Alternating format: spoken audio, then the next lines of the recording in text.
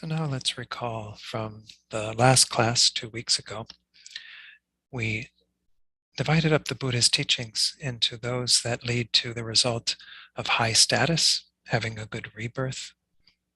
And this is the initial level of motivation in the Lam Rim, where we recognize that we have this opportunity in this life to create the causes for a good rebirth, for many good rebirths. This can be one level of motivation we can bring to these teachings. But there's also the other two results that are included in what we call definite goodness, certain goodness. This being the idea that we can actually attain a more lasting state of well-being. If we get a good rebirth, that's fine, but that doesn't help us in the end to achieve something we can rely upon. So here we generate the motivation of the person of middle capacity. This is the motivation that strives to attain liberation, to be free from our own suffering. And this is certainly something that we do need the wisdom of emptiness in order to achieve. So let's adjust our motivations at least to that level, thinking we're here engaging in these teachings on the Heart Sutra, so we can remove the causes of our own suffering, our own ignorance, and achieve the state of nirvana, that peaceful state. But ideally, we want to bring the level of motivation of the person who has great capacity, the bodhisattva, the being who is intent upon using the wisdom of emptiness together with the method side, the compassion teachings, to achieve the greatest goal, to achieve our deepest potential, Buddhahood, a state where we've gone beyond our own liberation, to be able to benefit others, to have all the perfect qualities so we can help them to achieve that state of Buddhahood as well. So think that this is why we're here. Try to develop your motivation to that level so that everything we do in our exploration of the Heart Sutra tonight becomes a cause for that result, our own enlightenment, so that then others can become enlightened as well. And open your eyes fully, and we'll begin with the recitation of some prayers. Yes, Venerable Namdo.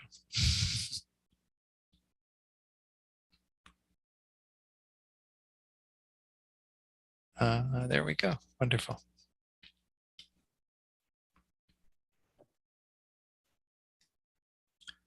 Sangye chodam soki chonam la janjo bado dani kyapsuchi dagi jinsogi pesonanki jola penche sangue jopasho. Até alcançar a iluminação, eu me refugio no Buda, no Dharma e na Assembleia Suprema.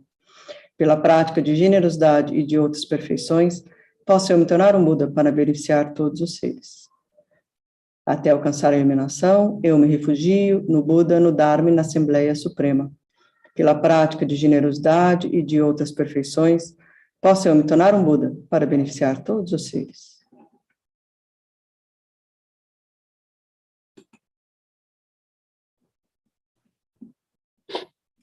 Thank you, Venerable Namdro. So let me just briefly review what we talked about 2 weeks ago. We introduced the Heart Sutra first in terms of the context of these teachings, understanding, as I did in the motivation, how it fits into the Lam Rim, that these teachings are ideally meant to be approached at least with attaining the goal of the middle scope or of the great scope, trying to achieve our own liberation or enlightenment. But ideally, because we're working with a Mahayana Sutra, we want to have that motivation of bodhicitta, that wish to become a Buddha for the sake of all beings. So that's how it fits in terms of that. We also looked at the 3 turnings of the wheel of Dharma that the Buddha did throughout his career of teaching. We could look at 3 different kind of sets of teachings the Buddha gave, beginning with the first teachings on the Four Noble Truths, which set the stage for everything else he taught. And in those teachings, he didn't go so far in terms of teaching selflessness, emptiness, to the degree that he did in the second wheel turning. The second wheel turning is the wheel turning of kind of refuting inherent characteristics, inherent existence. This is where the Prajnaparamita, the perfection of wisdom sutras, lies entirely within that second wheel turning. And the Heart Sutra is called that because it's the essence of the perfection of wisdom sutras. Kind of gives us all the teachings in a very concise manner. Then we went on to talk about the third wheel turning, which is when the Buddha essentially kind of discriminated. It's called the wheel of fine discrimination, saying some things do inherently exist, some things don't. And this was a very provisional teaching, not meant to be definitive, not the final word of the Buddha. It was for those disciples who weren't quite ready for what the second wheel turning taught. Because these are pretty revolutionary teachings in terms of the emptiness of inherent existence. It's essentially negating everything that we come to understand as reality, to try to understand there still is a fine level of reality. We're not negating it completely, but these teachings are quite profound. And we went into the actual sutra and we talked about the sort of setting for it. And in the very beginning, these are again words of the Buddha that are there by permission. Ananda being the scribe who sets out, thus did I hear at one time, and so on, setting the stage for this sutra. I'm not going to go through all of that again. And then it's kind of through the power of the Buddha, we get the second type of speech that we just began to look at last time when we met. And that was power through the power of the blessings of the Buddha. So there's speech that's going to go on between Shariputra and Avalokiteshvara, these two disciples. Shariputra kind of representing, to some degree, the Hinayana perspective. And then the Bodhisattva, Mahasattva, Avalokiteshvara, representing the Mahayana perspective. And one thing I want to say on that is just, even though we do have those kind of two different perspectives, I want to emphasize that according to this second wheel turning, according to the Prajnaparamita, it is important that both disciples, whether one wants to achieve one's own liberation on the Hinayana, remember we talked about those disciples, the hearers and the solitary realizers, or whether someone wants to actually achieve Buddhahood through the Mahayana, the Bodhisattvas. Both of them need to realize emptiness. We don't call it the perfection of wisdom on the Hinayana. It's just the wisdom of emptiness that is needed to remove the ignorance that's at the root of all of our suffering and to remove all the afflictions and so on, to attain liberation. They need to realize that same emptiness. But nonetheless, this can be a rather daunting subject for many followers. So again, this is why these teachings are primarily directed at those who are of the Mahayana lineage, those who wish to achieve Buddhahood. So again, this is just some context for what we're looking at.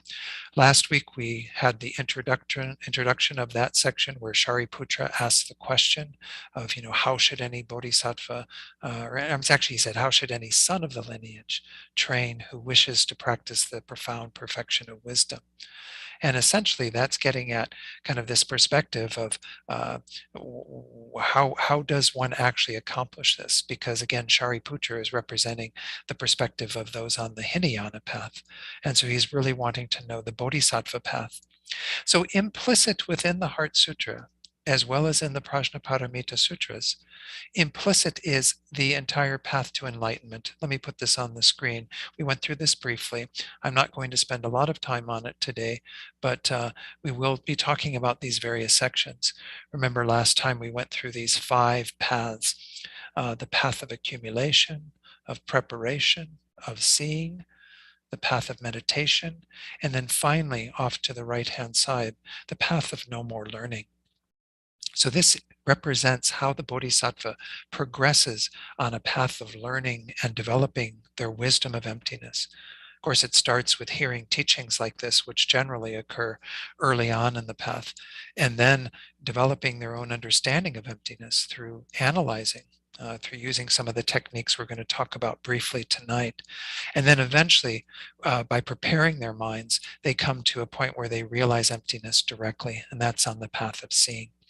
And then continuing that direct realization on the path of meditation, they eventually remove all of the obscurations in the mind, and I'll talk about those too shortly, and they eventually become a Buddha. So again, when we go back to the answer that Avalokiteshvara gives to Shariputra's question, we see that it starts with this first paragraph. That is simply a concise answer, where he's simply saying, Shariputra, any son of the lineage or daughter of the lineage who wishes to practice the activity of the profound perfection of wisdom should look upon it like this, correctly and repeatedly, beholding those five aggregates also as empty of inherent nature. So again, this is kind of a very concise answer. And remember last time we talked about how we initially realize the emptiness of the I, the self, the person. And then we go on to realize the emptiness of all these other phenomena. And here, beginning with the five aggregates. So when it says also as empty of inherent existence, that's referring to what happens on the path when one actually first realizes the emptiness of the I and then goes on to realize the emptiness of the basis for the I. Remember, the aggregates are essentially they can be divided down to our mind and our body. Those two components that serve as the basis for a being, for a person. So I want to talk just before we get into the answer that Avalokiteshvara gives in more detail, when we get into the more kind of the long answer, I want to talk just about the two main methods that I'm going to emphasize for realizing emptiness. Most of you should have seen these before in your Lamrim studies, particularly the first one, because it's taught in almost every Lamrim text. And this is what's often called the four-point analysis. The four-point analysis begins with the most important point, which is to be sure that we identify correctly this sense of I, this personhood that we are trying to negate. Again, it's called inherent existence, the inherently existent I, or the substantially existent I, objectively existent, independently existent. The idea is that this sense of a person, we think that it's able to set itself up, that it exists from its own side, that it has an ability to stand on its own. And this is true for everything else, but they say, as I mentioned 2 weeks ago, it's easier to begin with the I, and it's more important to begin with the I because the I is at the center of all of our problems. Remember, we talked about how we get caught up in our feelings and being drawn towards those things that are pleasant and having to push away the things that are unpleasant. This causes us to have attachment and anger and all the other delusions. So essentially, we have to start by looking at how this person that we are so attached to, that we believe in so much, isn't real at all. The reality to the person is very, very subtle. It doesn't exist in the way we think it does. So this is where we start, and it also is said to be a little easier to realize the emptiness of the person, the I, because we do come to some understanding that for us to identify a person, ourselves or any other person, we need to see aggregates. Generally, we first see the form aggregate, the body, and then we kind of understand there's a mind there as well by their, recognizing us and talking to us and what have you. But essentially, we need something that is the basis for a person. So how could the person exist independently if there is a basis that is needed to identify the person? So this first step, again, I'm not going to go into great depth on this, is so important because if we don't correctly identify what it is that we're trying to negate, what it is that we're trying to refute, then we will go in the wrong direction. Another way to look at this that many teachers emphasize is that this is how everything appears to us. One of the things that is going on besides our false thoughts, our misconceptions, is that everything also appears to us as if it were real. Right now, whatever is around you in your environment, wherever you're at, everything that is appearing to your eye senses, your eye sense, everything that is appearing to your nose, to your ears, to all of your senses, as well as even to your conceptual mind, is all kind of has an overlay of inherent existence. It seems to be existing on its own, out there, self-established. So if we can clearly identify that, then we know what we're looking for. Again, Lama Tsongkhapa in his Lamrim Chenmo, the great treatise, he says that it's very important to distinguish this. And he talks about how if we negate too little, if we don't go far enough, then we're going to stay in our ignorance. We're going to continue to have that problem. But if we negate too much, if we actually get rid of existence entirely, well, then we're going to fall into an extreme of annihilation, of negating things. So we have to be careful to find what again is called the middle way. So this very first step that we're looking at is finding the correct object of negation so that we can find that middle way that refutes that. The second step in the 4-point analysis is to determine what are the possibilities for how that would exist if it did exist. Of course, it doesn't exist, but we have a strong feeling that it exists together with this stuff, these aggregates, right? Every one of you thinks that there's a sense of I that is together with all of this, right? We don't have a sense that our I is in another room or is down the street, right? We have a strong sense of an I that is here in this place where the mind and the body are. So that's one possibility, right? That's probably the most likely possibility. But we have to consider a second possibility, which is maybe the I is something other than the mind and body, something completely different from the mind and body. And this is, again, that sense of an inherently existent I that we're looking for. Is there something that stands up as the I that can be pointed to and said, ah, there it is, that is completely different from the mind and the body? That's kind of the second possibility. Not as likely, right? Because we don't have a strong sense, again, that the I is something completely apart from the mind and the body. But nonetheless, if we're going to be exhaustive, if we're going to look everywhere for this sense of a real I to make sure it cannot be found, we have to be sure to include all possibilities. So the first possibility that we look at, whether it's the same as, kind of can be found among the aggregates in some way, that's the third step.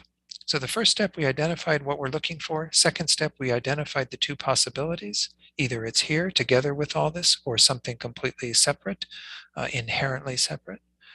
Now we go looking in that third possibility. You can do this in a number of ways. Probably the easiest way is to simply go investigating. Do you find something that's equivalent to the I, that is equal to the I, this strong sense of an I that seems so real? Remember how we talked last time? Or actually, we didn't talk about this last time. I didn't bring it up last time.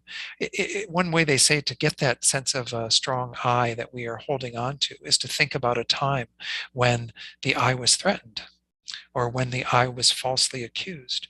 You know, when someone said, oh, you did that, and you're like, no, I didn't do that, right? The strong sense of an I that comes up then. This is one way to get a feeling for that as well.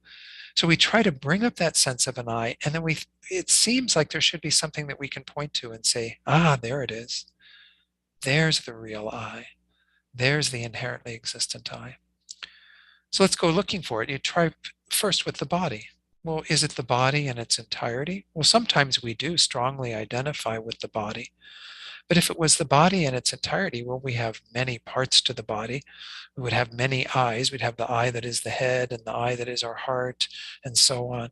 But we can go looking in all these various parts of the body and we don't see anything that is the real I.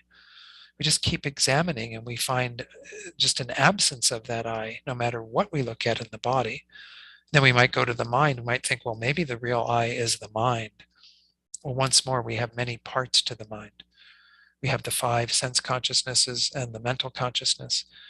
Might think it's mostly the mental consciousness, right? So we say, okay, it's the real I is our mental consciousness. Well, then that means that we can never really have any strong sense of the I being our eye consciousness or our body consciousness or our ear consciousness, because those consciousnesses cannot be the I. It would only be our mental consciousness. So again, we can see that if we go examining, we don't find anything that has the ability to be this unitary I, this strong sense of an I that we feel is here without a doubt.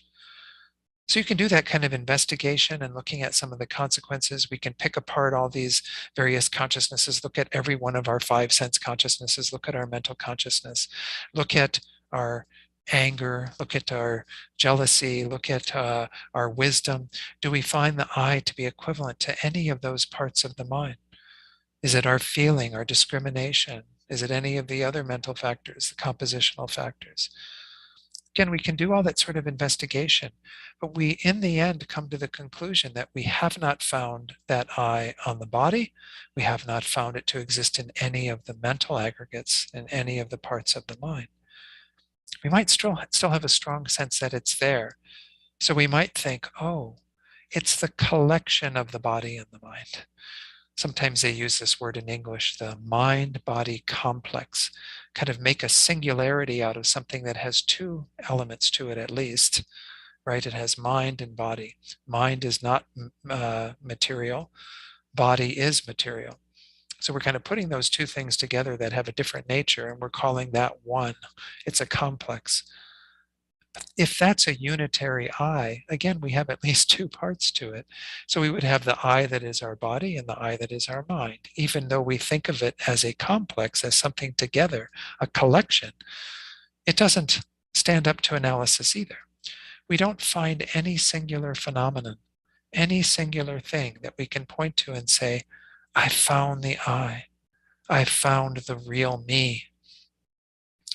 So that's the third step. We kind of go through all the various analyses, and we come to the conclusion that the I doesn't exist in this inherently existent way as one with, as the same as any of the parts of the body, the mind, the collection of the body and mind.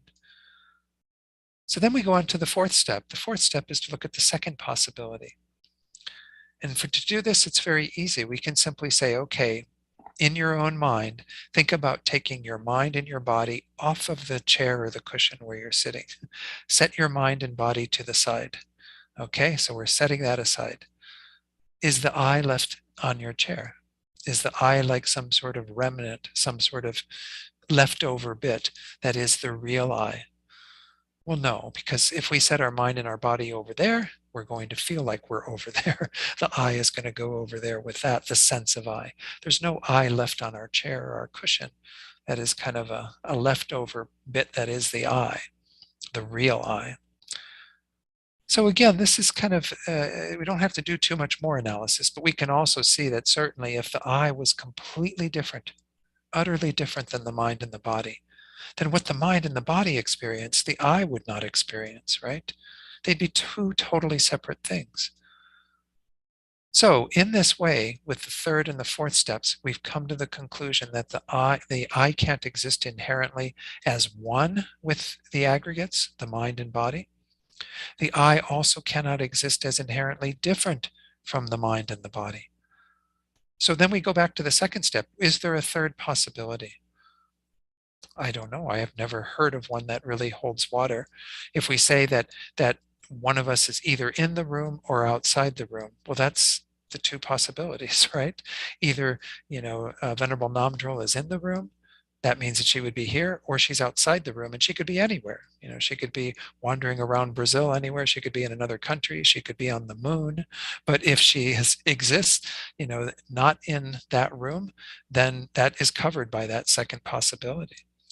So we looked for the I in the one place, we looked for it in the other place. We don't have a third possibility. So the conclusion we come to is that that inherently existent I does not exist. Now, again, that does not mean that the I doesn't exist at all. Let's talk about the other reasoning that is commonly used that makes sure that we don't fall into some sort of nihilistic point of view. This is what's called the reasoning of dependent arising. So let's talk about the three levels of dependent arising that we can understand in regard to the I, the self, the person.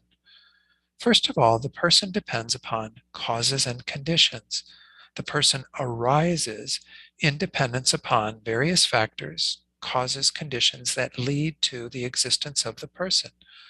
So our body has causes, right? Our body comes from the two cells of our parents that united in our mother's womb and that began replicating and created this body, this body is part of the continuum of that.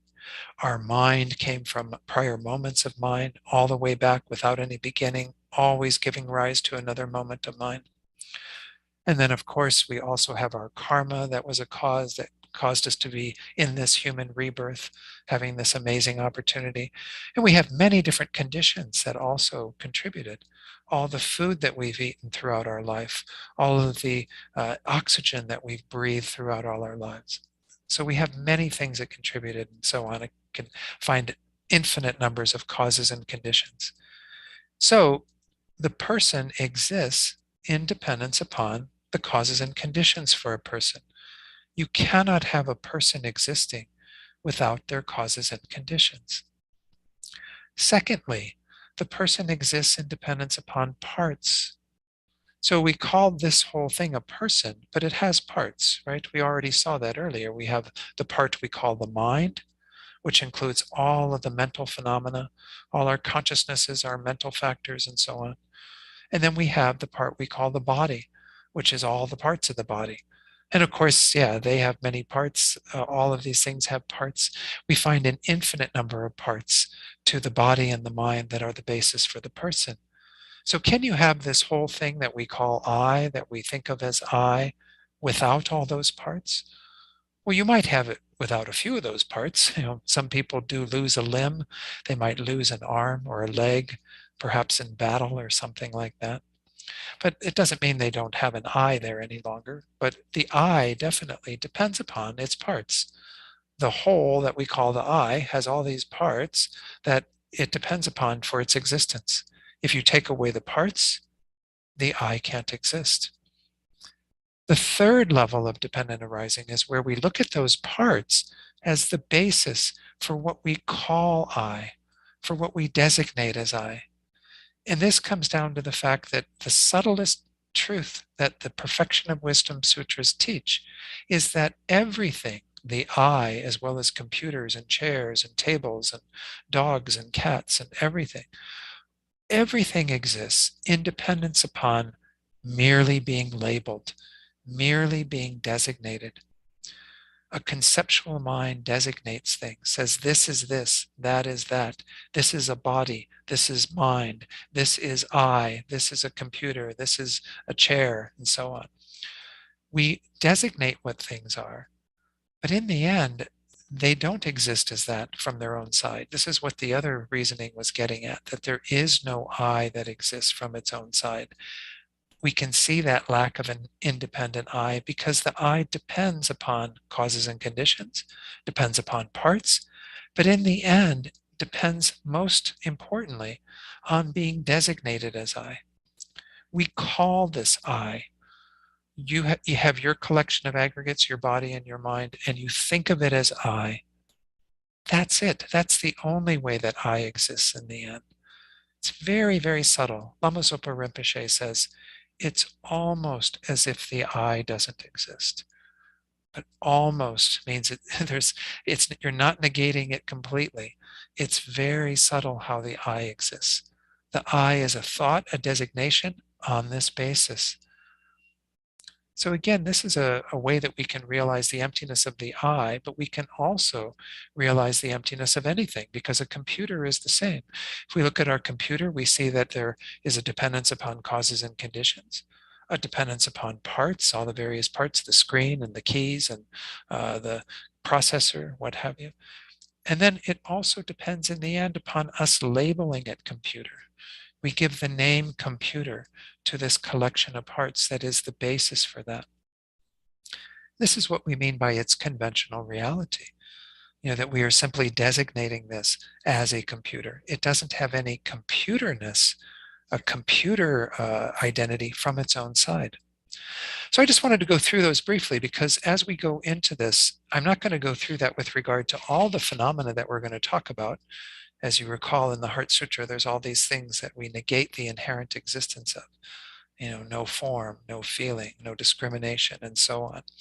But we want to at least understand what we are doing by this negation. And in particular, in this very first passage that we're going to look at right now, to understand the very subtle way that emptiness and dependent arising exist together. That when we went through the first analysis to say there is no inherently existent I here, why? Because I cannot find it to be one with the aggregates, nor completely different from the aggregates. also that is complemented, that is in line with the idea of the I being a dependent arising. The I does exist in a dependent manner, but it doesn't exist independently. It doesn't exist inherently. So let's go to this next passage. This is the most famous passage from this sutra. Let's put that on the screen, and then we'll talk about this a little bit. This is what is often called the four profound qualities, kind of the way that we can see the essence of emptiness in regard to these four facts. So this is continuing, again, that second paragraph there. It says, and again, this is related to the path of accumulation and preparation, as it says on the right-hand side there, and I'll talk about that in a moment. So I'm going to read this through. It says, form is empty. Emptiness is form. Emptiness is not other than form. Form is also not other than emptiness. Let's stop there. And I'll say that second sentence in a moment, or the third sentence in a moment. So the fourth sentence in a moment, sorry. So the very first sentence is form is empty. This is pointing to the fact that when it comes down to it, when we look at the phenomenon that we call form, or we could say our body here, that's kind of referring to its ultimate nature. When we talk about form, its ultimate nature is that it is empty, is that it lacks any inherent existence. That is how it always has existed. We're just coming to that realization through our analysis. And that's what's happening on the path of accumulation and preparation, is that we haven't realized emptiness directly, but we're analyzing and coming to understand that form and all phenomena are empty of inherent existence. That is their final nature, their ultimate nature. Then the second sentence, emptiness is form. This refers to the subtle, conventional nature of form. In other words, that it is a manifestation of emptiness, that it is a dependent arising, that it exists in a very subtle way as merely labeled, merely designated within the space of emptiness. Emptiness manifests as form, in a sense. The emptiness of form and form are kind of complementary to each other. The ultimate nature of form is its emptiness. The way that emptiness manifests is always together with a conventional reality. You never have emptiness existing on its own. There's not some big soup of emptiness out there. Emptiness is always together with a phenomenon. So we have form and the emptiness of form. We're not making emptiness completely equivalent to form, because not all emptiness is form, but the emptiness of form, or the emptiness of the body, for example, is together with the body. That is the body's final nature. And the body is how things manifest within the sphere of emptiness. Then we get into these two statements that are put together here. This last sentence here, it says, emptiness is not other than form. Form is also not other than emptiness. So let me take it off screen here and talk a little bit about this. So when I was talking earlier about how we have these two facts of things, we have the emptiness of phenomena and we have their dependent arising. This is again referring to their ultimate nature, their emptiness, their lack of inherent existence.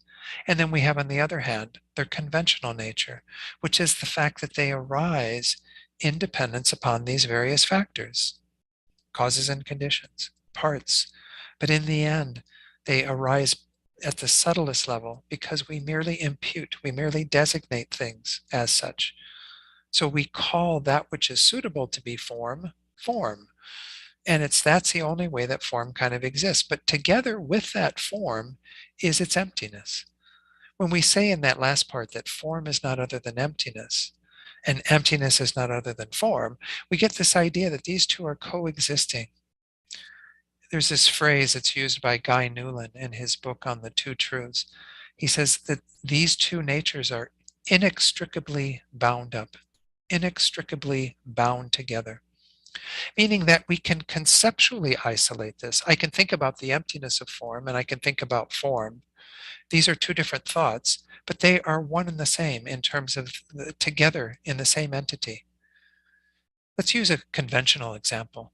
If I talk about a red table, we can say that the color of the table and the shape of the table are one entity, right? They're the same. We can think about them separately. I can say, oh, I can think about the redness of the table, and then I can think about the shape of the table, the flat surface and the legs of the table. I can isolate them conceptually, but they exist together. They're inextricably bound up in the same phenomenon that we call table. In the same way, table and the emptiness of table are together, existing together. If I destroy the table, emptiness of table no longer exists because table doesn't exist. But the table has always been together with its emptiness as long as it has existed and will be until it ceases to exist. Just like the I, the person that we are, is together with the emptiness of the I and will exist together with that until the I ceases to exist, at least the I that we have of this lifetime. Because we can say at some level the I never ceases to exist because there's always a person. Once more, we're not negating that these things exist at all. We're just simply saying that as long as there is the designation, the labeling of this as I, then I exists and the emptiness of I exists. Because nothing has inherent existence. Everything is empty of inherent existence. So we never find form completely separate from emptiness. There's no emptiness that's different than the form. There's no form that is different than the emptiness. Emptiness and its form and its emptiness exist together. They exist as one. Again, conceptually different. I can look at one side and see form, the conventional truth of that. I can look at the other side and see the ultimate truth, its emptiness. But they're caught up in the same phenomenon. So what's happening again at this level of the path when the bodhisattva is training in developing, accumulating their wisdom, is that they're trying to see the compatibility of the two truths, that the two truths exist complementary. They exist together with each other rather than as two completely opposing things. Right now, for most of us, when we think about emptiness, it seems to negate that things exist at all. And when we think about things being dependent arising, we try to kind of go back to remembering that they do exist. We might still have some reification, some overlay of inherent existence. So we have to find a way to be able to say things don't exist inherently, but they do exist in a very subtle way. Again, if we use the terms, I'm sure this will translate into Portuguese, if we say this is a lack of independent existence, this is an existing dependently. So then we have dependent existence and a lack of independent existence. It makes sense, right? If we say something exists dependently, it cannot exist independently. And that's really how the two truths come together as kind of part and parcel, combined within any phenomenon. So anything that exists, tables, chairs, computers, dogs, people, what have you, they all are together with their emptiness. And that's simply, again, the process that the bodhisattva has to go through to come to that correct understanding. Again, that middle way that doesn't allow them to fall into this extreme of annihilation where they think things don't exist at all. They also don't fall into this extreme of holding on to things to exist independently, inherently, truly. So that's the process that the bodhisattva is going through. These are kind of the instructions that are being given through the sutra as to what should be done on the paths of accumulation and preparation. Then it says there in that last sentence in this section, in the same way, feeling, discrimination, compositional factors, and consciousness are empty. Why is that? Because, again, the other aggregates are also seen as empty in a similar way. We could say feeling is empty, emptiness is feeling. Emptiness is not other than feeling. Feeling is also not other than emptiness. You could say that for each of the aggregates because they can all be analyzed in a similar manner. And this is what the bodhisattva should be doing, is analyzing the I, but also analyzing all phenomena to come to understand emptiness very deeply.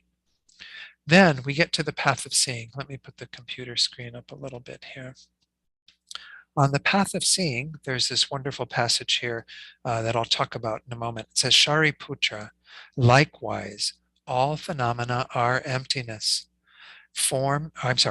without characteristic, unproduced, unceased, stainless, not without stain, not deficient, not fulfilled.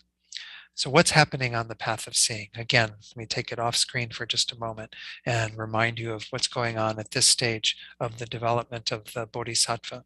So again, on those first two paths, accumulation and preparation, they were getting more and more refined in their understanding of emptiness. They say that even the sense of the subjective mind and the object being known, emptiness, that's becoming less distinct. It's becoming, you know, like the separation between subject and object is becoming very, very slight. Because of course the Bodhisattva has very deep meditation at this point. Begins to develop, has already developed, what's called, again, the union of calm abiding and special insight. Remember that that occurred even with a conceptual understanding of emptiness back on the path of preparation. Remember, if we go back to that list of the chart that we have here, we see that at point D here, D, let me push up the screen a little bit more. D is a union of calm abiding and special insight that's observing emptiness, but observing emptiness conceptually.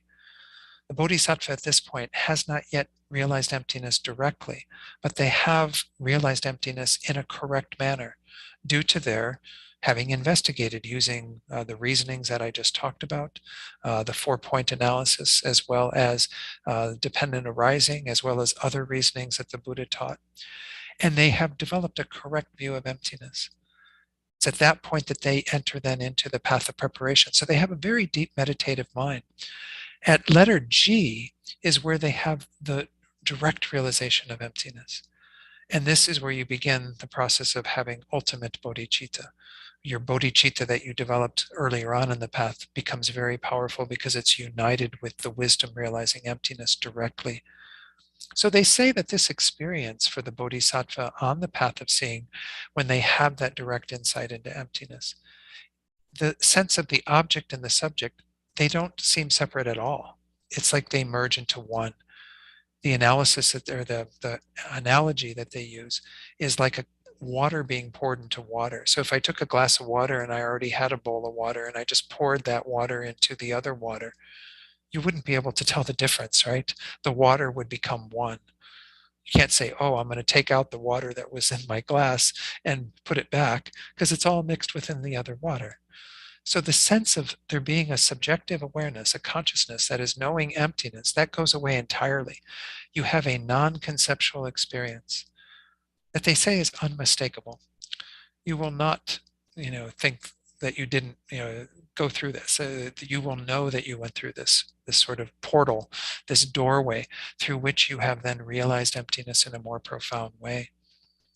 In fact, what we talk about in terms of those statements that we just went through, that Avalokiteshvara made, emptiness without characteristic and so on, all of those are said to be 3 doors of liberation, 3 doors of being able to realize emptiness. So let me go through those 3 doors first. They're not different in terms of the emptiness that is being realized. It's just a different application of how we can see emptiness.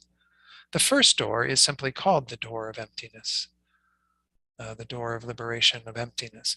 Essentially, it is the emptiness, the fact that nothing has any inherent characteristics. No phenomenon at all has inherent characteristics. That's how we normally talk about emptiness, right, in a general way. The second door of liberation is the door of liberation of signlessness, signlessness. Signlessness is referring to the fact that things that are causes, such as, again, the causes of this body, the causes of our mind, the causes of a computer, whatever, that all of those lack, they are without any inherently existent signs. In other words, they don't have any inherent existence from their, existing from their own side. So here we're taking the idea of emptiness and we're applying it to everything that is a cause. So there are, again, many causes to all the various phenomena that exist, and those phenomena in turn act as causes for what comes after them. So we're just talking about the causal process here from the perspective of the cause. The third door of liberation is the door of liberation of wishlessness. Wishlessness. It's kind of a weird word in English. The idea is that we don't have any inherently existent results. We cannot find results arising in an inherent way. So we're kind of getting at the process by which things come from causes and our results are produced, and we're refuting inherent existence within the causal process through those two doors of liberation. So let's take a look at the individual ones that are involved in this. We'll go back to the sutra, and I may keep it on this screen for a little while I'm talking about these. So again, the first door of liberation is that first statement, Shariputra, you know, uh, let me find it on my thing here. Likewise, all phenomena are emptiness. So stopping right there with emptiness, that is the door of liberation of emptiness. Just simply stating that all phenomena lack emptiness. That's that first door of liberation. Okay. Then we go on to signlessness. Signlessness is covered by the second through the sixth of these. So the first one after emptiness would be without characteristic. When we say without characteristic, we mean that, again, phenomena that are causes, they don't have causes with any inherent characteristics, right? Because if their characteristics were inherent, then they would remain that way. They wouldn't be able to act as causes. If things were inherently existent, they would be fixed. They wouldn't be able to transform. So essentially, when we say without characteristics, we are referring to the fact that things don't have anything within them that is established from its own side, that is existing from its own side, because we see that causes change. If we talk about what happens when a seed grows into a sprout, the characteristics of the seed can't be there inherently, or the sprout would never arise. The characteristics of the sprout, it might have some similar characteristics, but it has its own unique characteristics as well that are not there inherently, and it acts as a cause for the next stage, the next phase of a plant. So you start with the seed is the cause for the sprout is the cause for what comes next, and so on. None of them have any inherent characteristics. Let's go on to the third of these eight. It's the second one pertaining to signlessness, and that is unproduced, without any inherent production. So while normally, causes do produce results, the way that they produce results is lacking any inherent existence, right? The only way that things could be produced is when there is emptiness. So we don't see any inherently existent production, because otherwise, again, things could never actually change. The characteristics of the seed would be identical to the characteristics of the sprout, and therefore you wouldn't have any real production. Production only occurs conventionally because things lack inherent existence. Then we also look at the other end of it, because things are produced, things also are ceased. Things also do come to an end, right? But this, when we say, unceased, meaning that there is no inherent cessation. Although things do normally, have a cessation, like the seed ceases to exist when the sprout exists, but nonetheless, the seed doesn't inherently cease because it continues on in the sprout in some manner. We don't call it a seed anymore, but the raw stuff, the material that the seed had, gave rise to the sprout. If it was inherently ceased, then you wouldn't have a sprout, right? So we see that production also occurs without any inherent cessation of the cause when the result is produced, of the seed when the sprout is produced, for example. Let's go on to the next one. This is the fifth on our list of 8, and this is also still within signlessness, and that is stainless. So now we're looking at the whole idea of our path that the bodhisattva will traverse, that the bodhisattva will travel to attain enlightenment. So there will be afflictions that are the causes of psychic existence that we will have to remove, but they don't have any inherent stain. So when we say that they are stainless or without stains, we mean that they don't have any inherent stains. Our minds don't have inherently existent afflictions because the afflictions can be uprooted, they can be overcome. We can eventually attain the cessation of those through our practice of the path. So this is what is meant by stainless. All of those things that are on the mind are not staining the mind inherently. It means kind of they're without any inherent stains. The next one, number 6, says not without stain, or stain, not stainless. And this is the idea of the means by which we are able to remove those afflictions. That too doesn't have any inherent existence. The path that we engage in of realizing emptiness does act as an antidote to the afflictions, but it doesn't have any inherent existence to it either, because it simply is arising from its causes and conditions and acts to remove the afflictions, and it doesn't exist inherently. Otherwise, again, it would have lots of consequences of it not being able to have any sort of change. It would always be there. This is what we would mean by something existing inherently. Okay, so those were all pertaining to causes.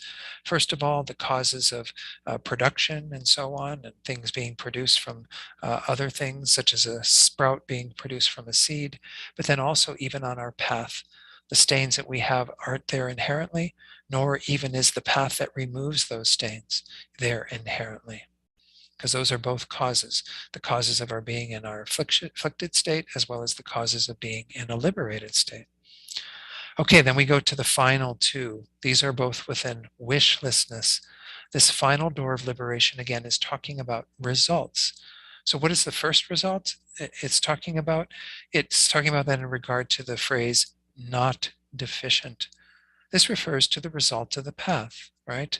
When we attained complete enlightenment, Buddhahood, and abandoned the afflictions and their imprints, as well as all of the subtle imprints on the mind, that is a result. There is a result that we attain, but it's not an inherently existent result. And nothing exists inherently. Even the resultant state of Buddhahood does not exist inherently in terms of all of the abandonments that we have on our path, everything that we remove. And we get to the last one, which is not fulfilled. The idea here is that when we look at the other side of attaining enlightenment, which is that you are actually able to accomplish the complete realizations of everything. This is what we mean by complete fulfillment. So Buddhahood encompasses these two results. One is to completely abandon. That's what we looked at when we said not deficient. And then we look at not fulfilled. We also have not inherently created these results of having all these realizations. Buddhahood is attained. Again, there is no point at which the Buddha negates the mere existence of things. But the Buddha does negate inherent existence of things, the inherent existence of all those causes, the inherent existence of the results, the result of completely abandoning the afflictions, the result of completely fulfilling all of our qualities, all of our realizations.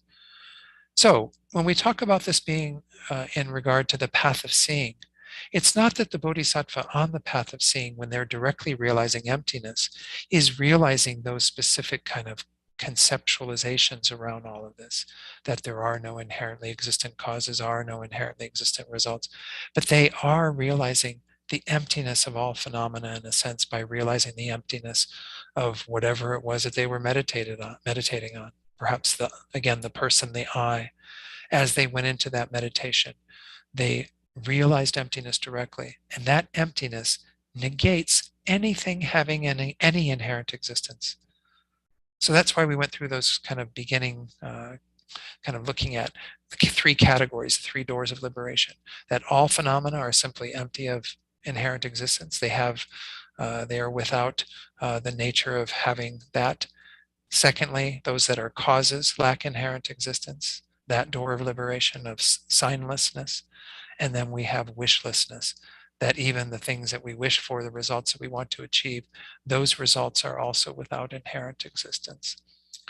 So from here on out, it's kind of smooth sailing, because now we go into the portion of the text that pertains to the path of meditation. So let me pull up the chart one more time. What happens after you realize emptiness directly on this path of seeing is that at the very end of that, you come out of that meditation. And of course, they say when you come out of that meditation, everything appears to be real from its own side, but it doesn't exist that way at all. And you know it doesn't exist that way at all. This false appearance is something that we, again, can pay attention to and understand that that's the object of negation as well. That's what we have to refute. But for the bodhisattva who's had that direct realization, although things appear that way, they don't exist that way at all, and they know it. And so they don't believe it for a moment. They eventually go back into their next meditative equipoise. This is called, these little kind of herringbone things here. There's a first part of it where you generate the wisdom realizing emptiness that acts as the antidote to a level of afflictions. And then we have what's called the path of release. So that's the uninterrupted path that's down here towards the bottom, and the path of release. So we get into a meditative state that will bring us into the path of meditation. And we see that there are many grounds, as they're called, from the second through the 10th ground that are up in this, territory of the path of meditation, all the way to the 10th ground, where eventually we remove the final obscurations and achieve Buddhahood. So let's take a look briefly. I think I may have even touched on this before. I'm not sure if I did, but the obscurations that we're removing as we go through this are the afflictive obscurations first, which are ignorance and all of the delusions that are built on ignorance. Those are removed all the way through the 7th ground. When we get to point H here, according to H, again, it's comparable to having been liberated from samsara, because at that point, the bodhisattva has removed all of the afflictions, those obscurations that keep them in samsara. But that's not their goal, right? The main goal for the bodhisattva is to achieve enlightenment, to go to the path of no more learning. So they have to remove the subtler obscurations. The last 3 grounds of the path of meditation, the 8th, 9th, and 10th grounds, this is where we remove what are called the obscurations to knowledge, or I think on this translation in English it was cognitive obscurations. I don't usually call them that, but this is the obscurations to omniscience. What are those obscurations? As it says there, these are the imprints of the conception of inherent existence and all factors of mistaken dualistic appearance that arise due to its force. So what is happening in that last part of the bodhisattva's path is that they are removing everything that keeps that false appearance happening. Remember how I talked about how when the bodhisattva comes out of the path of seeing from that meditative equipoise, everything appears real, just like it appears real to you and I right now. But they don't believe it for a second anymore because they've had that direct realization. So all those things are appearing due to the force of these cognitive obscurations, these imprints on the mind that are there because of the ignorance we've had since beginningless time, that have left a stain on the mind that causes this false appearance. That false appearance and the imprints that give rise to it, that all has to be removed to attain Buddhahood. This is the last sort of veil or obscuration that keeps us from knowing the 2 truths simultaneously.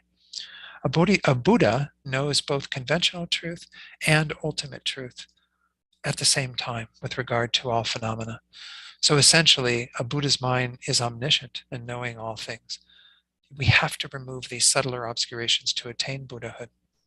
Okay, so I'm just giving you a little bit more background on that chart. Let's go back to what happens on the path of meditation in terms of the sutra.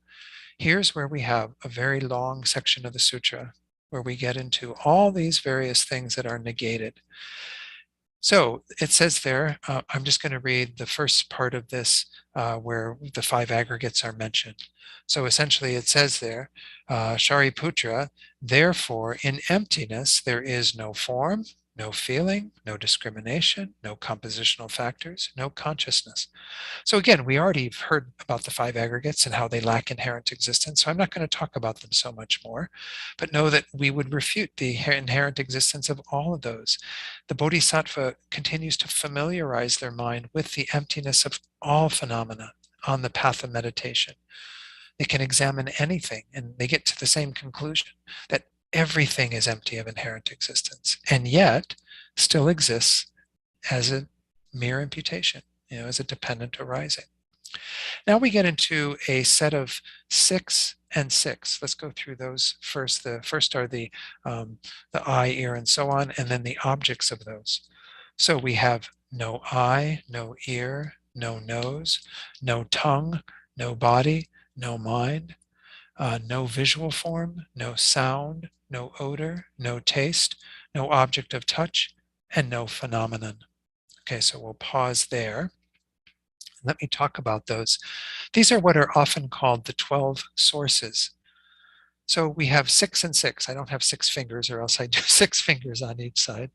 But essentially we have the first 5, which are the kind of power through which we know various objects. So in Buddhism, when we talk about these powers, we're talking actually here, according to Buddhism, about a very, very subtle form. It's called a sort of lucid matter, a clear matter that is embedded within our sense consciousnesses. So for the 5 sense consciousnesses, this is actually said to be a material phenomenon, but it cannot be seen by scientists, with microscopes or anything. It's only seen by people who have a particular clairvoyance that allows them to see that particular subtle phenomenon. But embedded within your eyeball, according to Buddhism, is what empowers your eye to be able to see visual form. So whether we talk about it in that way that Buddhism does, or whether we simply talk about the eye organ that scientists know very well, right? Biology, we've understood all the various parts of the eye, the retina and the cornea and all the various things that give rise to vision, and the optic nerve that's inside the brain that allows you to process the visual image and what have you. Whether you talk about that scientific view in Western science, or whether you talk about the Buddhist view of this subtle matter, you need something that empowers you to know those particular objects. So for your eye sense power, it knows visual form. Your ear sense power, it knows sound. Your nose sense power knows odors. Your taste sense power knows tastes, the tastes of various food and so on. And then your body sense power knows tactile sensations. It knows tactile objects. And these are quite unique, right? Every one of them is empowered quite uniquely. We don't see sounds. We don't see odors. We don't hear visual objects. We don't hear tactile sensations. Every sense power has its own respective object. So then we have the mental consciousness, the 6th consciousness, and it can know actually all phenomena. That's why the object for that one is called phenomena, because our mental consciousness has the ability to know all things. Eventually, of course, in omniscience, we know all things as a Buddha. But essentially, we can discern phenomena through our mental consciousness. That's how we come to understand our world around us and so on. For the mental sense power, they don't say that it's a physical basis. In Western science, we might say that the basis for that might be our brain, right? Our brain acts as like a central processing unit, that allows us to know all these things. But in Buddhism, they don't even refer to the brain. We don't talk about the brain in Buddhism. For the mental sense power, they simply say it's a previous moment of mind. That's what empowers you to know in this moment through your mental consciousness, your mental awareness.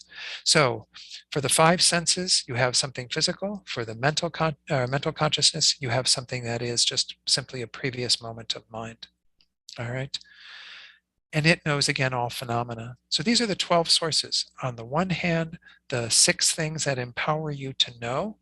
The consciousness is to be able to understand and know, be aware of phenomena. And on the other hand, the phenomena that are known by that. The 5 objects of each of the sense powers, and then the additional category of phenomena that are known by mental consciousness. All right. Now we're going to get a more expanded list of those when we get into this next part. Then it goes on to say in the very next sentence, there is no I element, and so on, up to and including no mind element and no mental consciousness element. So what is that sentence talking about?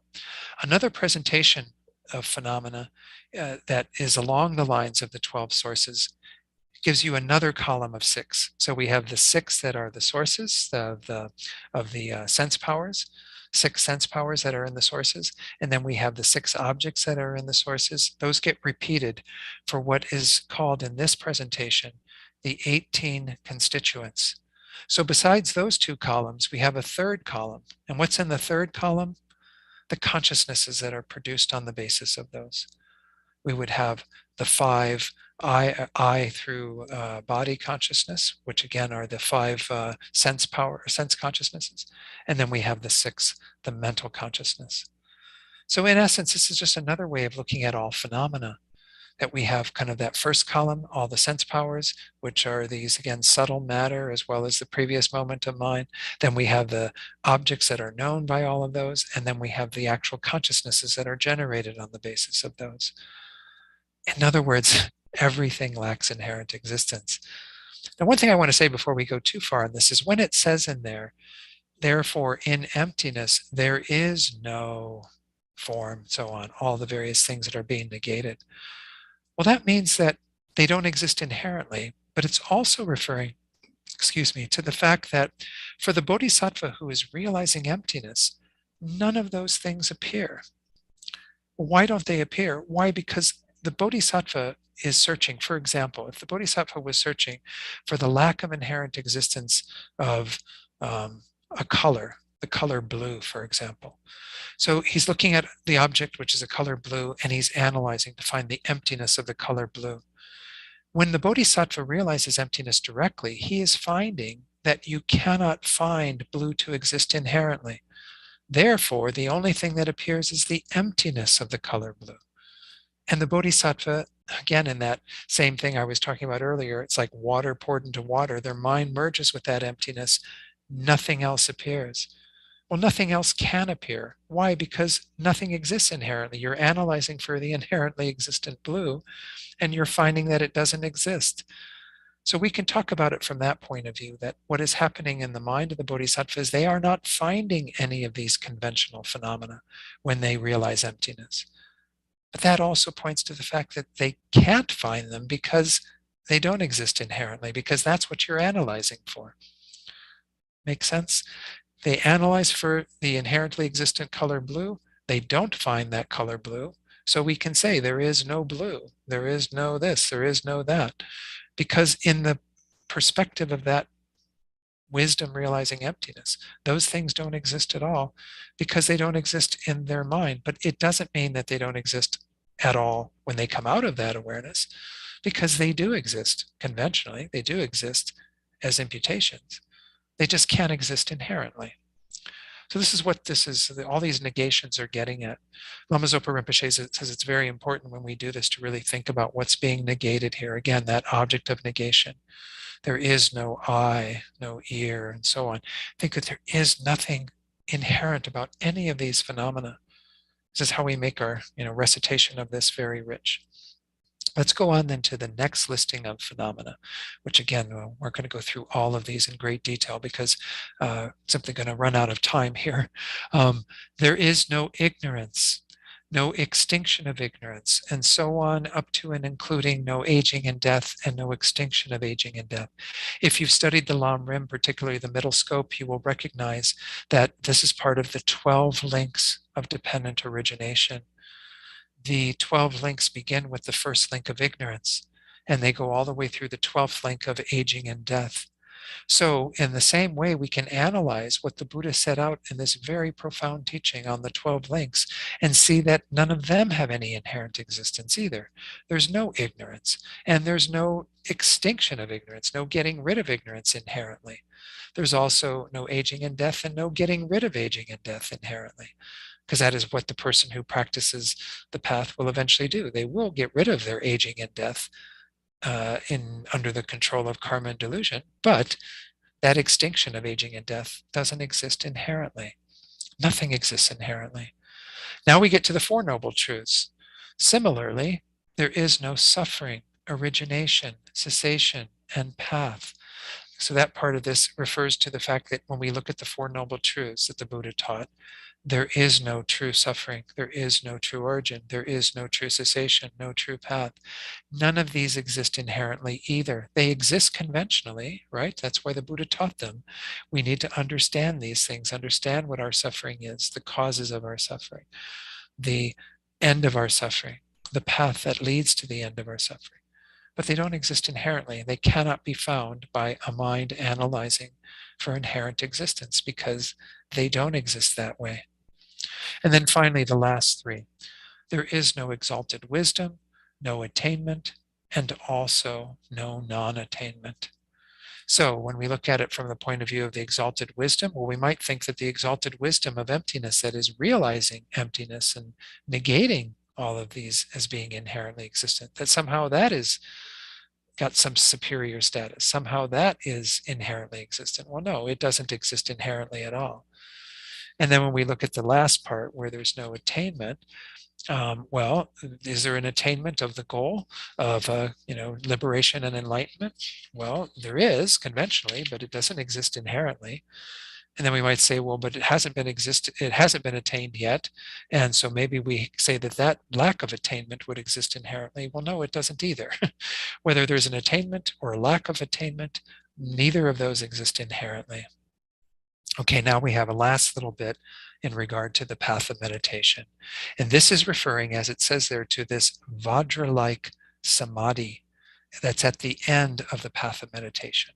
So if I go back to that chart, at this very, very end that's on the right-hand side here, you'll see that there's this line here that you only have the one side of the meditative equipoise. You have an uninterrupted path, that this kind of a diagonal line here at the end, just before the path of no more learning, that is this Vajra-like meditative stabilization, that once you go into it, then you come out on the other side as a Buddha without any problem. That is Vajra-like. It is indestructible. It will not be destroyed by anything. That is your final meditation as a sentient being, and you then become a Buddha on the other side of the boundary here, the barrier. Okay, so let's go to what is being said in regard to that. It says, Shariputra, therefore, there is no attainment. Because there is no attainment, bodhisattvas rely on and dwell in the perfection of wisdom. So this is like what happens is when they get to the end of their path, throughout their path, especially through the path of meditation, they continue to rely on this, and they rely on it right up to the very end. They rely on it to finally remove the subtlest obscurations, the obscurations to omniscience, and cross over into the path of no more learning. So then we go to the part that pertains to that fifth path, which again is not a bodhisattva path any longer. It's actually the path of Buddhahood. That's where you have no more learning. School is out forever. So then it says, the mind without obscuration and without fear, having completely passed beyond error, they reach the end point of nirvana. So the mind of the Buddha at this point is without obscuration, right? Because both levels of obscuration, remember that we had on the chart earlier, both the obscurations that are afflictive as well as those that are cognitive, obscurations to omniscience, we might call them again, those are both removed. And of course, there's no fear, because fear has to have some sense of a basis for fear. If you've generated this full wisdom, you're completely without fear. The obscurations are completely removed, and you've developed all your qualities to a degree where you are fearless. In fact, they often talk about the four fearlessnesses of a Buddha. We won't go into those tonight, but the Buddha has this unbelievable fearlessness. And then, as it says here, having completely passed beyond any error, they don't have any error in their mind at all. They reach the end point of nirvana. Now, the nirvana that a Buddha attains is often referred to as non-abiding nirvana, because they're not going to abide in some solitary peace like those of the Hinayana do when they attain their individual liberation. But they're also not going to abide in samsara any longer, right? The Buddhas appear within samsara, but they are in this state of peace. So they're kind of in a unique category. Again, we often call non-abiding nirvana. Then we get to this final sort of precept for practice, this final instruction that is being given by Avalokiteshvara. He says, all the Buddhas who dwell in the three times also manifestly, completely awaken to unsurpassable, perfect, complete enlightenment in reliance on the perfection of wisdom. Okay, so he's just saying, in answer to Shariputra's question, how does a son of lineage proceed who wishes to train in the profound practice of the perfection of wisdom? He says this is what you do. You completely and totally rely on the perfection of wisdom in the manner that was just explained, realizing the emptiness of all phenomena, and you eventually achieve the state of Buddhahood. Remember how we talked about the four categories of perfection of wisdom? This is the real one. This is the resultant perfection of wisdom that is represented by Buddhahood. We eventually attain that state that is the complete perfection of our minds at that point. Now, to quickly go through the mantra, I'm not going to have time to explain all of this, but this is important to understand. It says there in the parentheses that this is for sharp faculty practitioners, meaning that there are some who, perhaps due to their having studied emptiness in prior lives, that they are able to get the meaning of emptiness simply through this mantra recitation, all right? So this is where Avalokiteshvara goes on, having done his whole advice about how to traverse the five paths. He gives the mantra of the perfection of wisdom. The mantras, by the way, you probably know this, but they literally mean that which protects the mind, meaning that if we abide in this meaning of emptiness, then it will protect our minds completely from all fears and all obscurations, because we'll eventually realize emptiness. So I'm going to read through the whole first part here till it says the mantra of the perfection of wisdom is declared. So it says, therefore, the mantra of the perfection of wisdom, the mantra of great knowledge, the unsurpassed mantra, the mantra equal to the unequaled, the mantra that thoroughly pacifies all suffering, should be known as truth, since it is not false. So there are 5 statements being made there. The mantra of the perfection of wisdom, the mantra of great knowledge, the unsurpassed mantra, the mantra equal to the unequaled, and the mantra that thoroughly pacifies all suffering. They are said to be corresponding to the 5 paths. So when we finally get to the path of no more learning, then we're at the point where it has completely, thoroughly pacified all suffering and allows us to pacify the suffering of others. And I could do more explanation on each of those, but I'm going to let that go for now to give a little more time to the actual mantra. So then it says in that last sentence, the mantra of the perfection of wisdom is declared. Tayata Om Gate Gate Paragate Parasamgate Bodhi Swaha.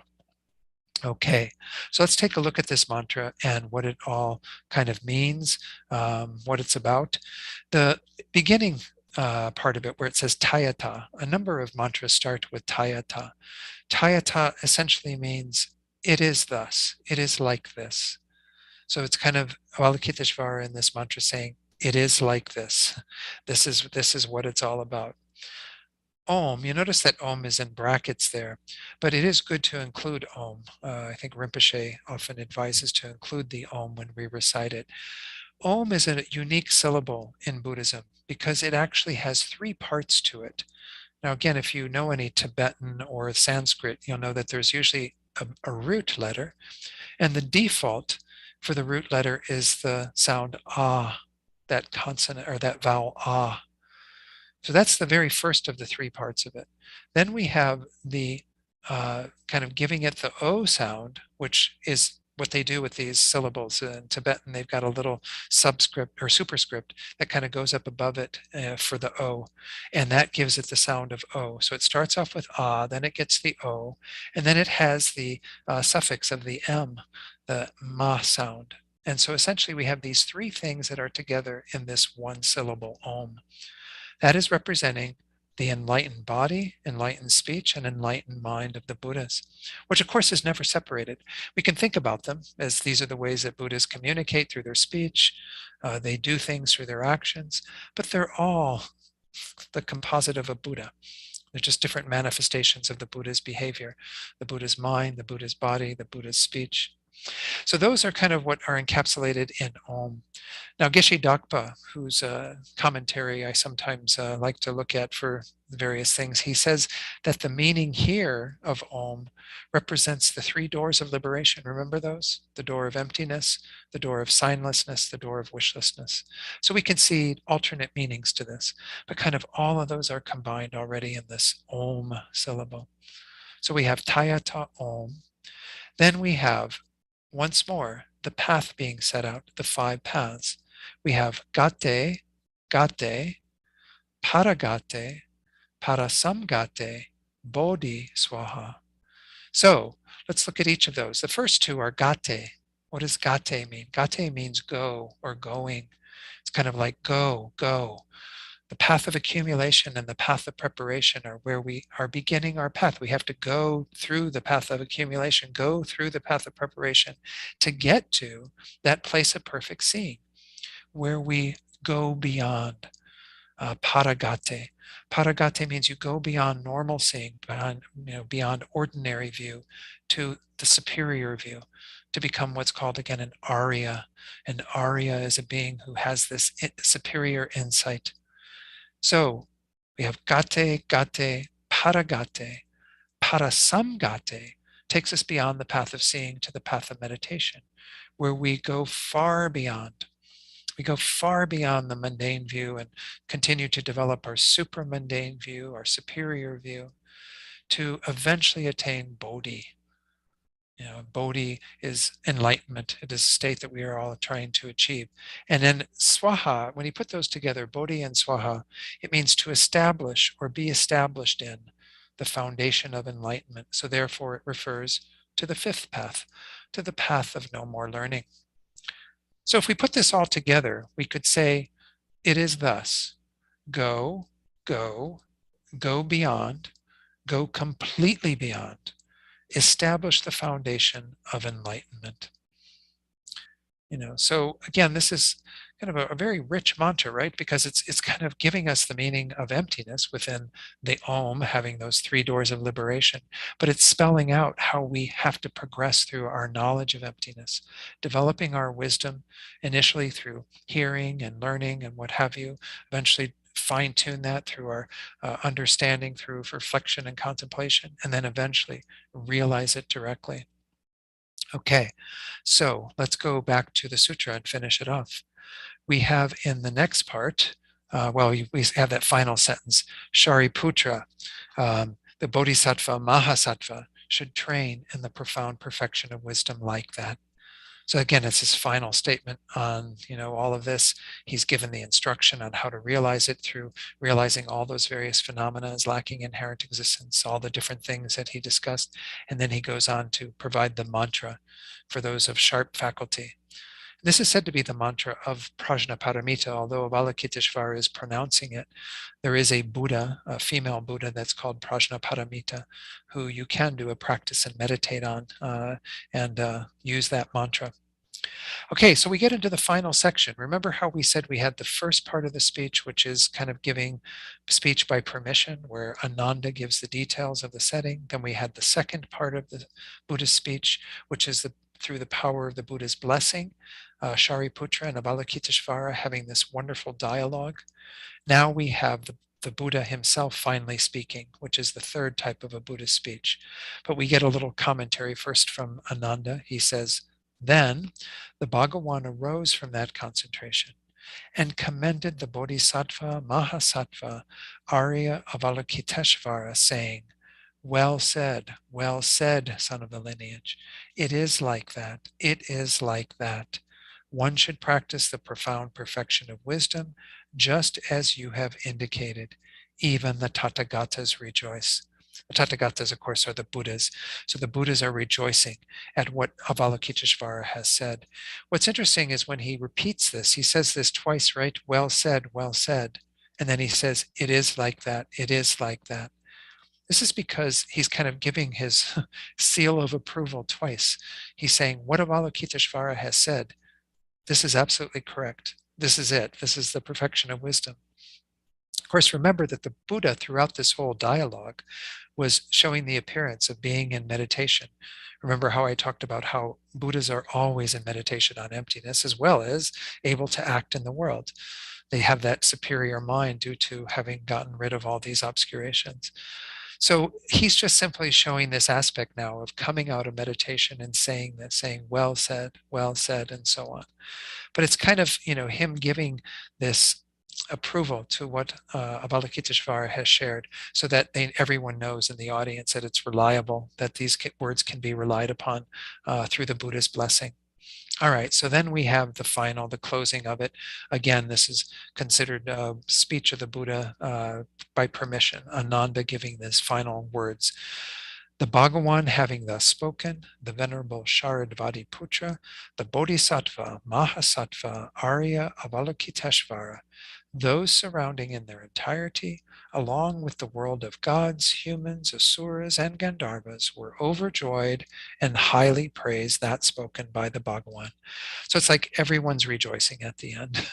Everyone is so happy and delighted that the Buddha has made this comment, that Avalokiteshvara has shared this incredible wisdom.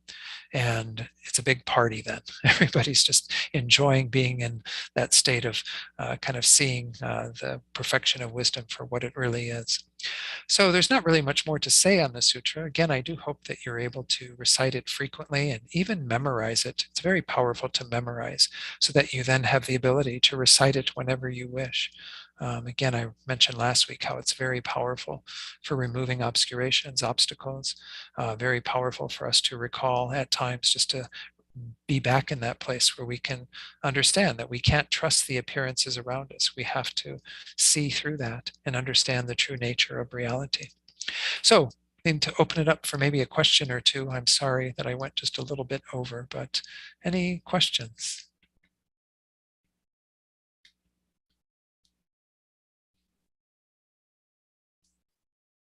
It's Christiana, were there any? Yes, I do have one of mine. Nobody Nobody else? Okay. Yes.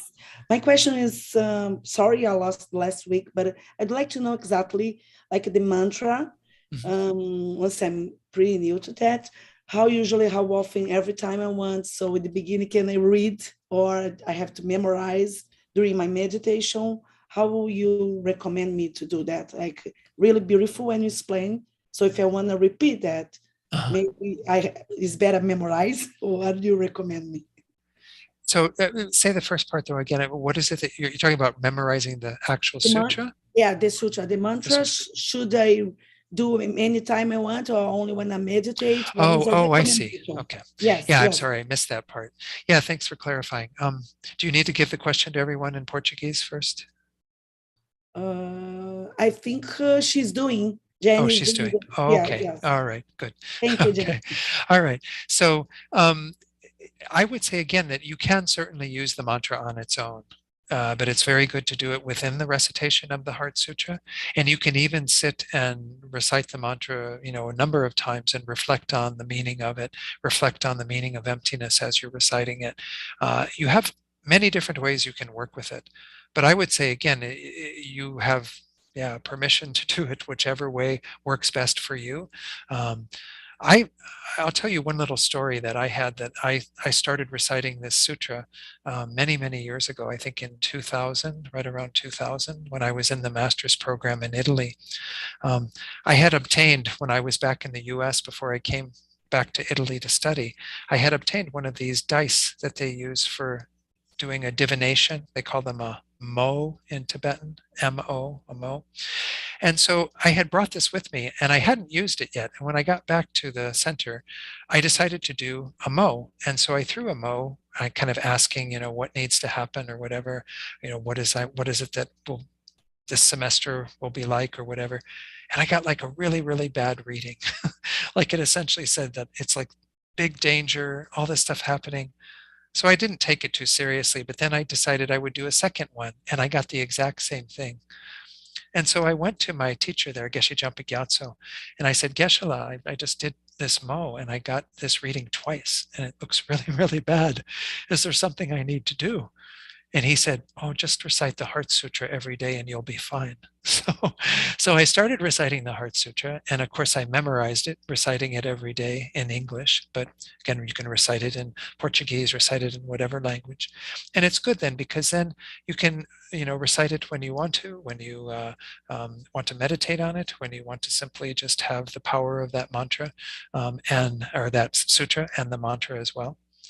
And then again, when I get to the mantra, I recite a number of the mantras. And that was partly from an instruction I had from Choden Rinpoche that he suggested, reciting the mantra a number of times. So I do that every day. But, that's up to you. Again, I think it's good to have it as a practice together, the mantra with the sutra. But certainly the mantra itself can be done alone. Okay. Thank you so much. There is You're another welcome. question over here. All right. The question is like this: the mantra of the sutra was given by the Buddha or by I'm sorry, this name Avalokiteshvara. Yes. Yeah. Avalokiteshvara is the one who recites it, but I'm sure that it must have some sources in the Buddha himself. If we look at what's going on in the sutra, as I said, there's the power of the Buddha's speech through his blessing. So everything that Avalokiteshvara is saying is essentially what the Buddha would be saying. He's just having Avalokiteshvara say it, because Avalokiteshvara represents this very ideal bodhisattva. Okay, and so we can say that it came from the Buddha's mind, and then Avalokiteshvara said it. We, of course, can also say that it is the mantra of Prajnaparamita, which is again a Buddha who is representative of that wisdom, that is the embodiment of that wisdom. But all Buddhas have the same wisdom. It's not like Prajnaparamita has different wisdom than Avalokiteshvara and he has different wisdom than Buddha. All Buddhas, male, female, whatever they are, they all have the same wisdom. But these are just ways of emphasizing particular qualities. Avalokiteshvara is generally referred to as the Buddha of compassion, and he has his own mantra, Om Mani Padme Hum, that most of you know.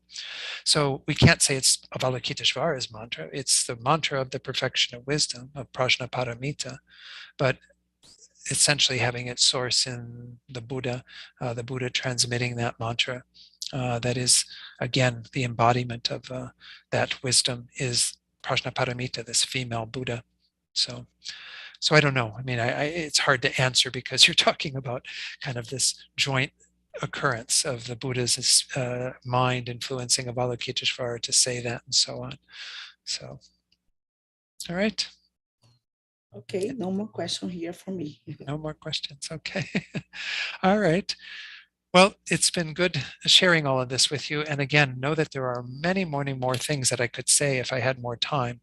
But know that there are other resources that you can go to, particularly His Holiness's book, which I hope is translated into Portuguese. I think it is. Yes. So that would be a very good resource for you to go to for more detail. And know that, again, you can study it in more detail in the FPMT basic program that will give you that instruction as well. Let's do some dedication of all of our time together tonight, as well as the last session. And just thinking about, again, this idea of us being able to attain enlightenment through what we have done here. Turning our minds towards this topic is so profound. We're so fortunate to have the opportunity to come together and do that. So just really feel grateful for the opportunity to be here and dedicate all this positive potential, all this energy, so that we ourselves can become enlightened and lead all sentient beings to enlightenment as well. Then we dedicate also for the good health and long lives of all of our precious teachers, because we see how much we need these teachers to help us on our path. Realizing emptiness is difficult. We need their teachings, we need their guidance, and we need also their ability to lead us on the tantric path to help us to achieve enlightenment very quickly for the sake of others. And lastly, we dedicate for those who we're holding in our heart right now. There certainly are people that each of us knows who are experiencing illness or obstacles, who maybe have died recently or are dying right now, perhaps even. whatever beings you're thinking of, kind of send this positive energy out to them, this kind of Mahayana spirit, wanting to give them all the happiness that they seek and remove all of their suffering. And may this also happen for all sentient beings, so that all beings can attain enlightenment quickly. Okay, thank you all so much. I really appreciate the opportunity to be with you.